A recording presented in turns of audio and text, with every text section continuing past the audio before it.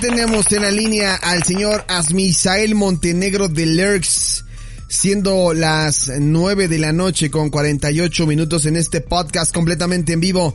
Don Asmisael, ¿cómo está usted? Buenas noches. Buenas noches, mi querido Alejandro Polanco. Muy bien, gracias.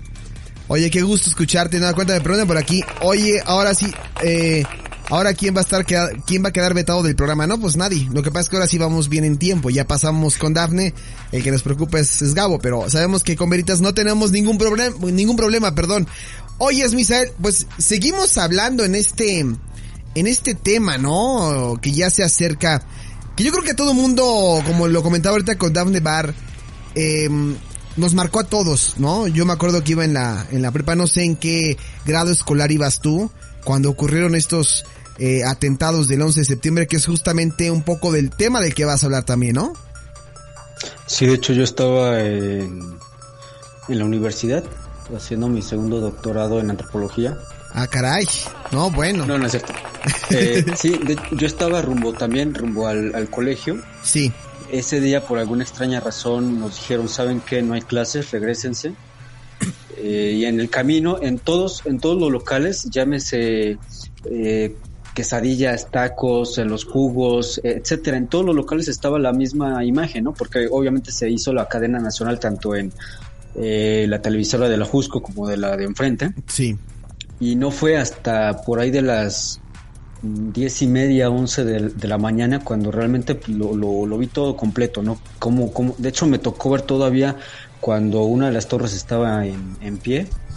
Entonces fue algo realmente inédito, o sea, algo que no se había visto en televisión. Creo que antes de esta cobertura de la caída del, entre comillas, atentado de las Torres Gemelas, creo que lo más televisado en aquel tiempo así de índole internacional fue la caída del muro de Berlín. ¿Sí? Estamos hablando de unos 11 años más o menos antes de esto, pero pues obviamente esto fue mucho más catastrófico, mucho más terrible. Es algo que ya han pasado 19 años, que sigue en la memoria de muchos estadounidenses y también de muchos paisanos que lamentablemente estuvieron alrededor de este World Trade Center, del otro edificio que cayó también donde estaban los archivos precisamente del gobierno, gente que vivía, que trabajaba alrededor del Pentágono, y del otro avión que cayó pues básicamente en un páramo, ¿no? Es decir, no había nada poblado por ahí. Y también sigue marcando esto que son 19 años, pero son 19 años en los cuales a lo largo de cada año, cada que se hace esta ceremonia, siempre hay nuevas evidencias de lo que se le ha llamado un complot, se le ha llamado una farsa, se le ha llamado un montaje, e incluso creo que la palabra más fuerte ha sido un autoatentado por parte de Estados Unidos, es decir, hacia sí mismo, algo que ya había sido sonado, es decir, ya se había hablado de este tipo de casos. Estamos hablando de unos pues más de 50 años atrás, cuando el ataque de Japón a la isla de Pearl Harbor, sí, donde también se sabría mucho tiempo que en realidad pues no fue un autoatentado, pero se sabía que iba a suceder y que el gobierno de Estados Unidos pues no hizo nada para detener a esta flota de submarinos, portaaviones y aviones. ¿A qué voy con todo esto? A lo largo de estos 18 años, perdón, me estoy comiendo un año, son 18 años. Las evidencias han salido a la luz gracias a algunos libros que se han escrito a lo largo de estos años, incluso gracias a una especie de documental de si estoy mal, corrígeme por favor, me parece que se llama Michael Moore. Michael Moore, sí, efectivamente. Exactamente. Entonces, cuando salen estos libros se habla, pues sí, de un autoatentado, se habla de un autocomplot, etcétera, etcétera, pero no se le daba una importancia como tal, simplemente decían, bueno, es que son teorías, llamaríamos en este 2020 teorías conspiranoicas, ¿no? Sí. Pero si uno va hilando, sobre todo si te echas mano de la tecnología, como es en el caso de los videos, de las fotografías, de todos los testimonios de la gente que estuvo, incluso de bomberos que lograron salir con vida, que lograron sacar a personas con vida de estas dos torres, sobre todo de la Torre Norte, te vas dando cuenta que hay cosas ahí que no empatan, que no son muy difíciles de creer. Es decir, hasta ese momento, Estados Unidos era la nación no solamente más poderosa sobre la faz de la Tierra, sino que tenía un control pero de reloj suizo en cuanto a lo que son las aeronaves se refiere. Es decir, estamos hablando de una máxima seguridad en el tráfico aéreo, en el que si un avión ya con una coordenada trazada, obviamente un piloto puede tener el control de virar a la izquierda, a la derecha, de bajar la altura, de subirla, pero inmediatamente le hablan de la torre de control y le dicen vuelo BX 758 con rumbo a tal estado, usted está saliendo de su destino, por favor regrese a él. Esa es la primera llamada. La segunda llamada se hace 2 o 3 minutos después y se le otra vez vuelo BX tal, se le suplica por favor que regrese. Si a la segunda llamada de atención no hace nada el piloto, es decir, y ven que este avión sigue saliéndose de su ruta, ¿qué es lo que pasa? Se comunican con una base aérea de la Fuerza Aérea Americana más cercana de donde está este vuelo e inmediatamente lanzan 1 o 2 cazas. ¿Para qué? Para escoltar al avión, es decir, para saber qué está pasando, si se trata de un secuestro, si se trata de una emergencia en el cual el avión pues tiene problemas desde con la radiofrecuencia, combustible,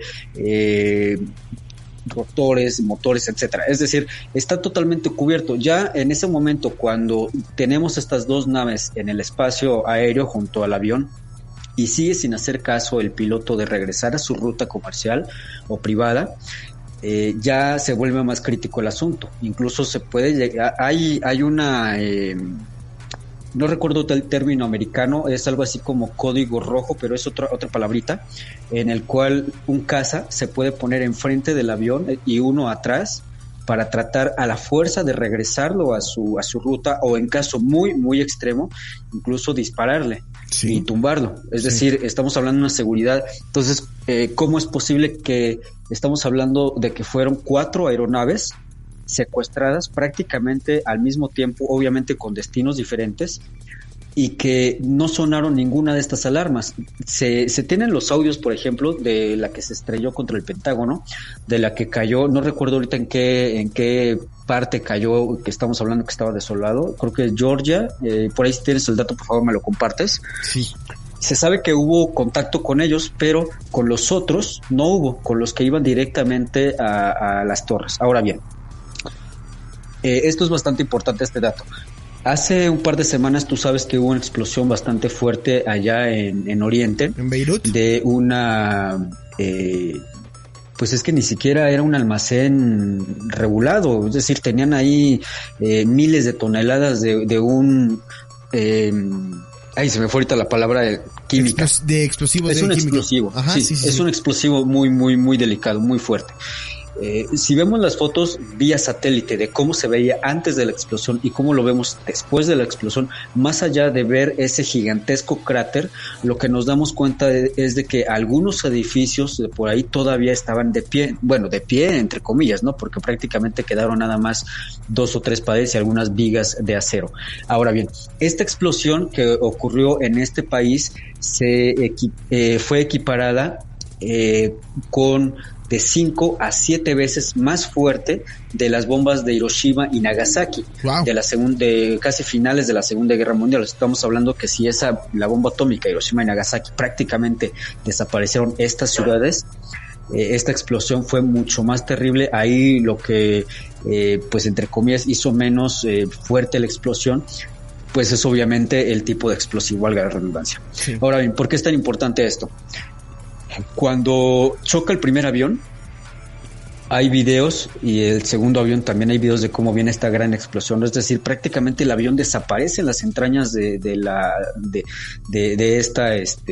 esta torre. Vemos esta gran explosión, pero es una explosión entre comillas a la cual ya estamos habituados, es decir, el fuego, luego el humo, y de ahí viene la fumarola, hasta que finalmente el corredero de gente, y esto se empieza a caer en lo que yo podría decir en forma de sándwich, es decir, así, de arriba hacia abajo, no cae ni a la izquierda ni a la derecha, ni al norte ni al sur, cae totalmente en como castillo de naipes, es decir, sí, se derrumba.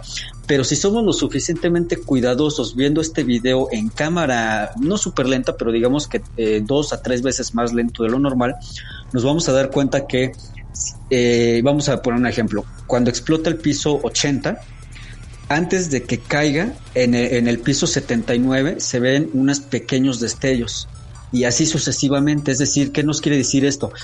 Que por alguna razón, aunque iba cayendo de arriba hacia abajo, la explosión venía de abajo hacia arriba, obviamente con un control en el cual solamente se puede tener con un equipo de demolición sumamente calibrado, es decir, a nada de segundos. Y esto lo podemos constatar también viendo videos que todo el mundo puede ver esos videos ahí en YouTube. Busquen videos de demolición de edificios, sobre todo en Estados Unidos, como lo tienen todo totalmente calculado, y vemos esta secuencia de explosiones y cómo cae como un castillo de naipes, es decir, no cae ni a un lado ni al otro.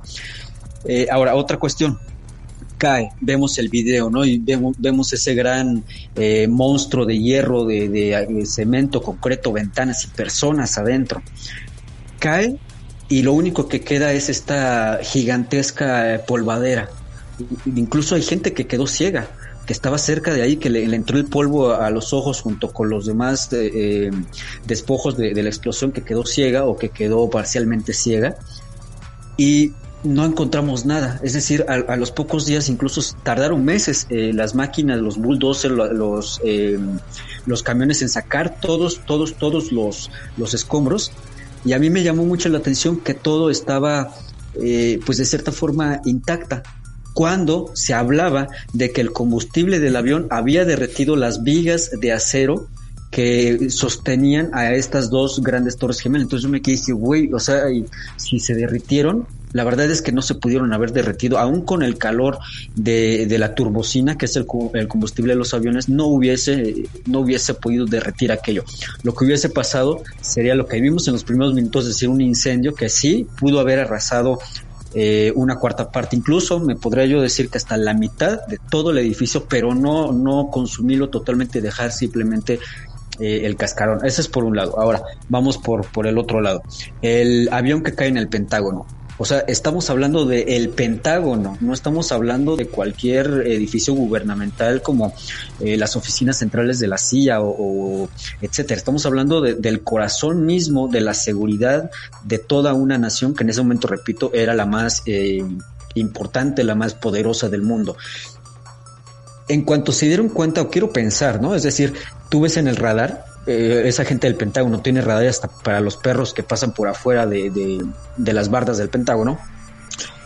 En cuanto vieron que se acercaba una aeronave, que obviamente no era militar, que sabían que venía, que era un vuelo comercial, en pocas palabras, que venía cargado de gente hasta el gorro, ¿por qué no lanzan estos aviones y decir, oye, ¿qué onda? ¿A dónde vas? Estás entrando no nada más a un espacio aéreo prohibido, sino que estás entrando al espacio íntimo del Pentágono, y pues hubieran atacado, es decir, lo hubieran volado antes de que pudiera perpetrarse. Ahora, otra cuestión, en esta ala, es decir, en esta parte donde cae el Pentágono, por alguna razón, exactamente cae en un ala en donde llevaba algunas semanas en remodelación, es decir, no había, sí murieron gentes, pero no había el flujo de gente que normalmente se mueve en todas las oficinas del Pentágono.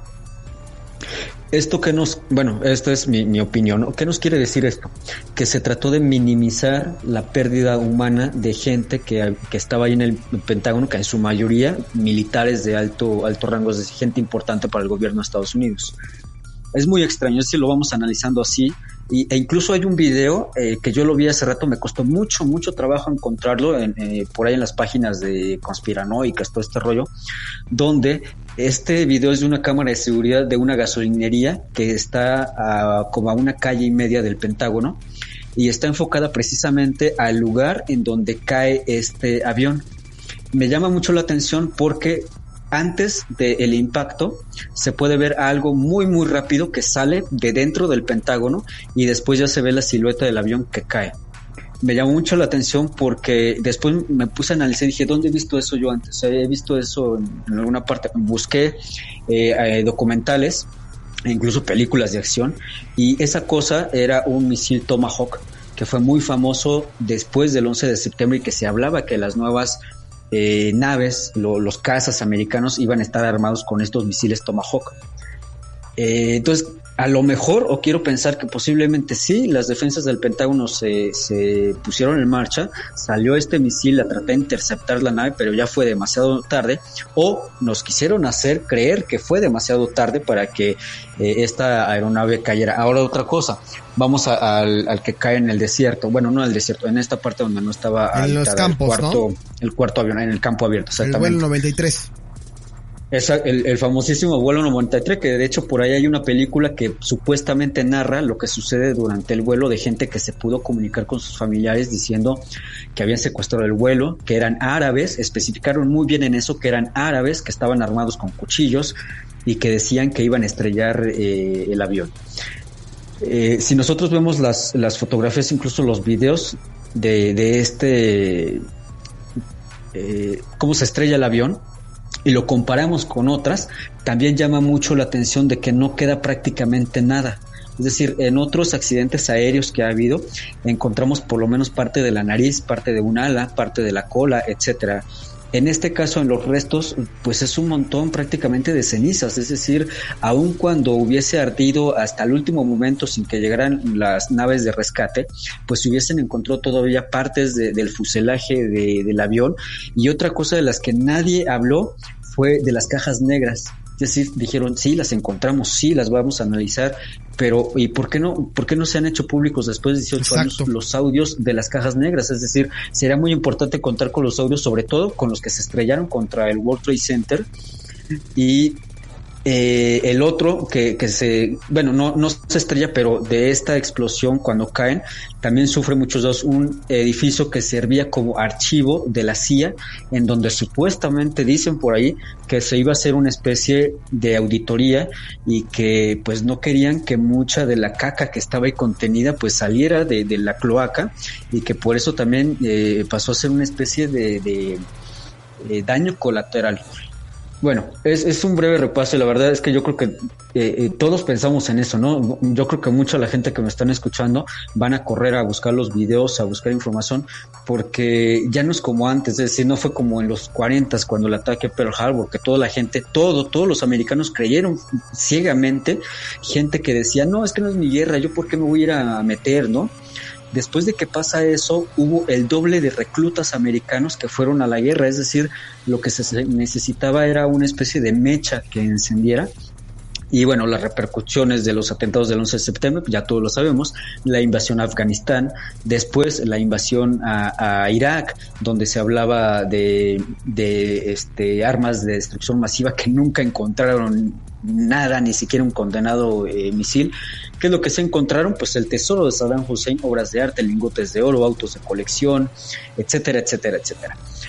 Te comentaba que hay muchos libros que se fueron escribiendo a lo largo de este tiempo que nos pueden hablar no nada más con estas hipótesis o con estas teorías, sino que citan lugares, citan nombres de personas que estuvieron de cierta manera inmiscuidas.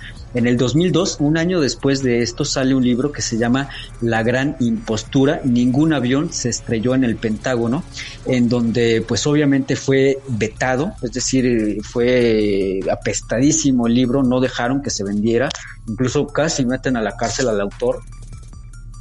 Y después van apareciendo más libros, pero ya más detallados. Misteriosamente, esta gente que escribió estos libros, de la noche a la mañana no quiso dar más entrevistas, no quiso hablar nada al respecto, y otros por ahí siguen desaparecidos. Y dentro de todo este rollo que fue, pues obviamente esta lamentable tragedia donde no nada más murieron gente americana, sino también paisanos, que muchos de ellos trabajaban en las labores de limpieza ahí en las Torres Gemelas. Lamentablemente siempre en una tragedia existe el oportunismo, siempre hay gente que quiere jalar agüita para su molino, dañando pues en este caso pues la sensibilidad de una nación que en ese momento estaba sumamente herida. Voy a hablar brevemente de este personaje que se llama Alicia Steve, o también conocida como Tanya Heath. Esta mujer prácticamente nadie la conocía, es decir, solamente su familia, sus amigos cercanos, pero para el 11 de septiembre aparece ella como una supuesta sobreviviente en los atentados de las Torres Gemelas, junto con otros 19 personas. Se dice que esta mujer, o según su versión, ella trabajaba en la planta 78 de la Torre Sur, en donde impactaría uno de los aviones. Según ellos, esta mujer, cuando ocurre esta explosión, la que era su secretaria, pues muere decapitada por esta explosión de vidrios y de escombros. Ella trata de salir como puede, huye, se encuentra al parecer con un hombre desconocido en su lecho de muerte. Este hombre le da su anillo de casado, su anillo de bodas, y le hace prometer que va a encontrar a su esposa, Tania, para entregárselo en, digamos que una especie de promesa eterna, ¿no? Algo así como: en mis últimos momentos, pues yo pensé en ti.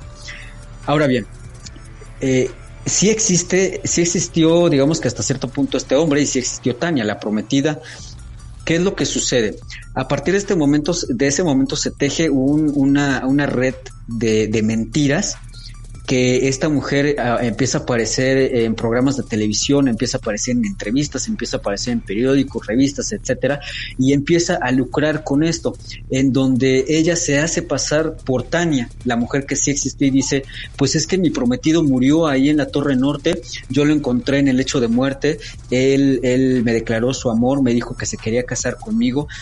Le empiezan a llover a esta mujer mucha atención, le empiezan a llover, incluso, aunque suene risible, le empiezan a caer propuestas de matrimonio. O sea, a este nivel de pues, ¿cómo decirle?, de manipulación llegó esta mujer.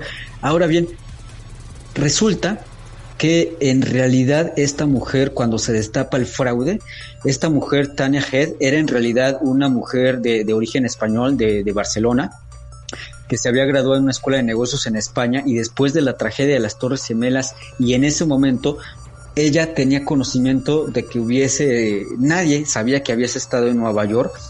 Ella consulta a las universidades de Harvard y de Stanford, en las cuales no tenían constancia de la existencia de ella. Perdón, me salté un pedacito. Hay una periodista que empieza a perseguir el caso. Ella se empieza a poner en comunicación con estas universidades y le dicen: bueno, pues no, ella nunca ha estado aquí, no está matriculada aquí.